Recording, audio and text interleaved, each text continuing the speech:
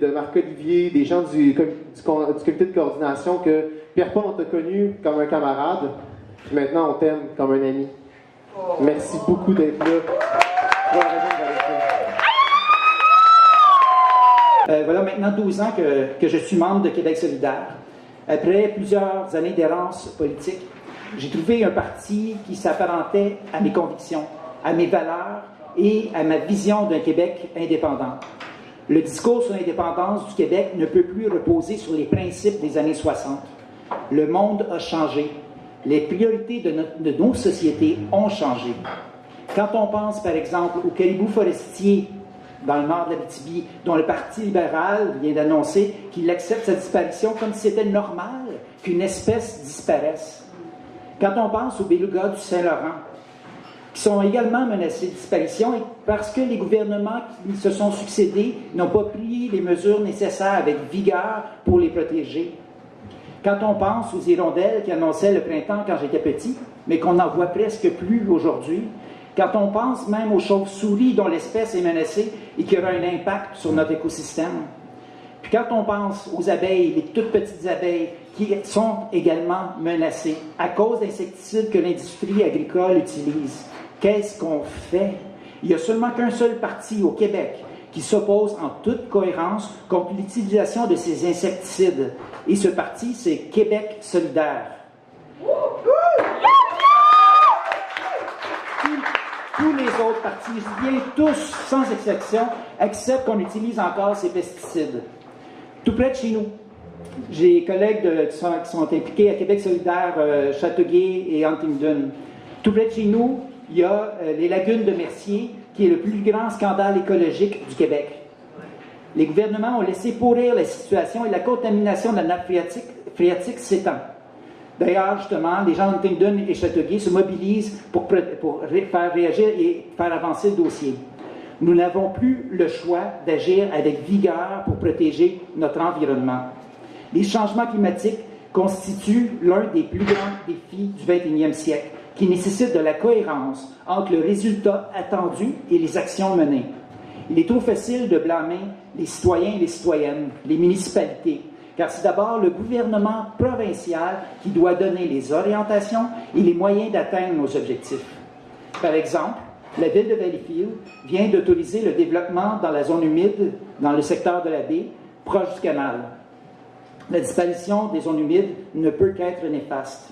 Dans le secteur de la baie, j'ai mon frère, il y a ma mère, ma nièce, qui ont eu leur sous-sol inondé suite à des pluies torrentielles. Qu'arrivera-t-il si on construit dans cette zone humide? Cette décision est illogique d'un point de vue environnemental, mais par contre, elle est cohérente avec la logique financière qui est imposée à la ville. Et c'est le gouvernement du Québec qui est responsable des décisions des villes à cause du régime fiscal tel qu'on le connaît. Les règles du jeu actuelles pervertissent les décisions et font en sorte que la ville n'a pas le choix. Il faut changer les règles du jeu.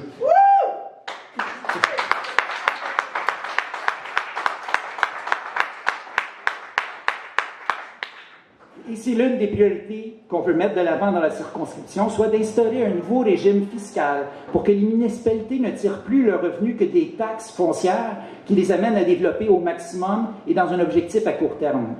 On peut rêver la ville autrement par un financement différent.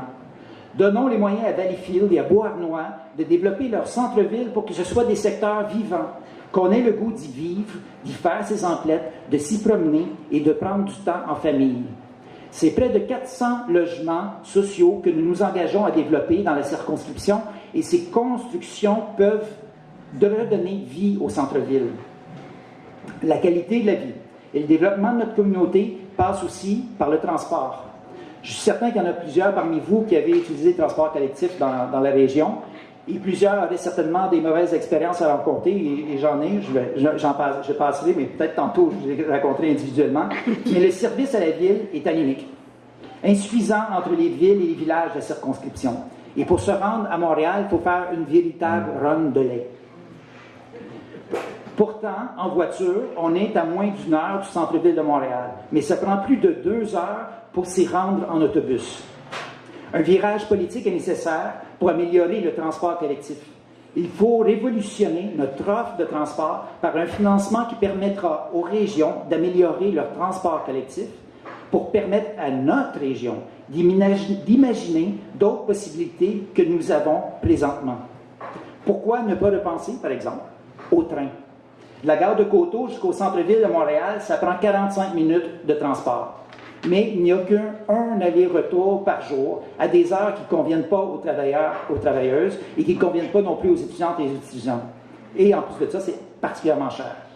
Le transport collectif est l'un des engagements forts de Québec solidaire, mais c'est aussi un incontournable si on veut atteindre nos objectifs de réduction de gaz à effet de serre. Et Manon a bien expliqué les raisons pourquoi. D'ailleurs, notre équipe, présentement, on en discute, on travaille à un projet qui pourrait être mobilisant pour le transport en commun et qu'on voudrait vous présenter au cours de la campagne. On regarde quelques cues pour plus tard. La population de la circonscription, ici à Valleyfield et Beauharnois, en fait pour l'ensemble de la circonscription, est plus vieille que la moyenne provinciale. Notre défi, c'est de donner le goût aux familles de rester ici.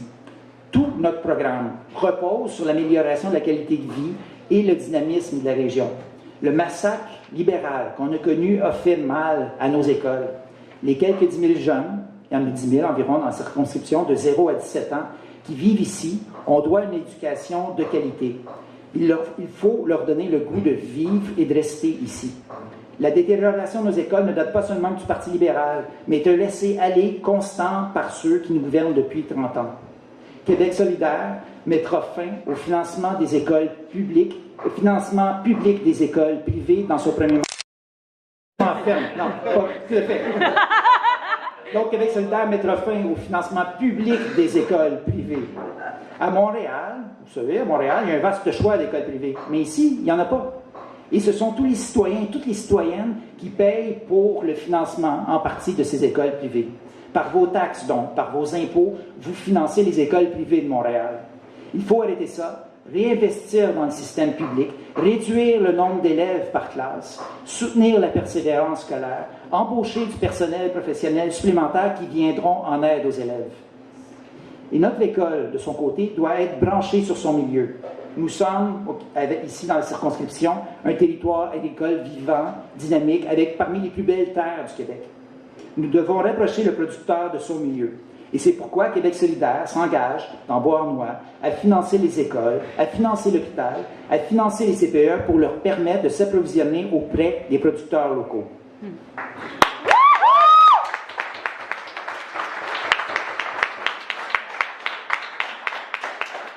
Tantôt, je vous ai parlé du développement urbain. Ce développement-là doit aller dans le respect des terres agricoles qui sont particulièrement menacées. Donc, il faut les protéger. Et on empêchera la spéculation foncière sur les terres agricoles et on proposera surtout un nouveau contrat social entre la société québécoise et le monde agricole.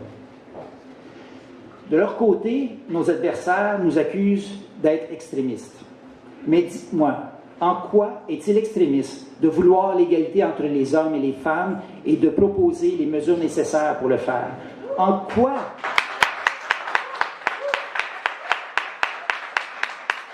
est-il extrémiste de proposer des mesures fortes pour diminuer les gaz à effet de serre et atteindre les seuils fixés par les scientifiques?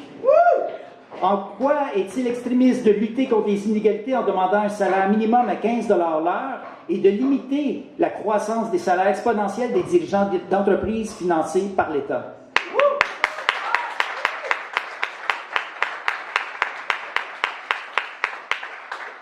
Ce qui nous distingue de nos adversaires, ce n'est pas notre extrémisme, mais c'est la cohérence entre nos positions et les objectifs que nous nous sommes fixés. Nos adversaires veulent vous empêcher de rêver un monde différent, plus juste, où les parents auront du temps pour s'occuper de leurs enfants, où les enfants auront toutes et tous les mêmes moyens de se développer, où nous ne laisserons aucune personne âgée tomber dans la pauvreté.